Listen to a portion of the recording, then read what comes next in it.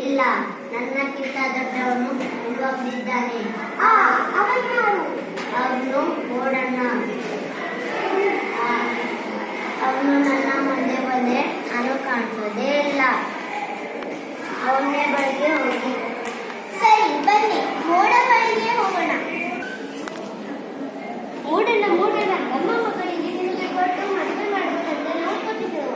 ನೀನು ನಮ್ಮ ಮಗಳಿಗೆ ಮದುವೆ ಮಾಡ್ಕೊಡ್ತೀಯಾ? ಛೇ, ನಾನು ದೊಡ್ಡವನು ಇಲ್ಲ. ನನಗಿಂತಲೂ ದೊಡ್ಡವನು ಬೆಟ್ಟದ ರಾಜ. ಅವನೇ ನನಗೆ ತಡೆದು ಬಿಡ್ತಾನೆ. ನೀವು ಹೋಗಿ ಅವನಿಗೆ ಕೇಳಿ, ಅವನೇ ನಿಮ್ಮ ಮಗಳಿಗೆ ತಕ್ಕವರ. ಸರಿ, ಬನ್ನಿ ಬೆಟ್ಟದ ರಾಜ ಬಳಿಗೆ ಹೋಗೋಣ. ಬೆಟ್ಟದ ರಾಜ, ನಾವು ನಮ್ಮ ನಿಮಗೆ ಮಗಳಿಗೆ ಕೊಡ್ತೇವೆ.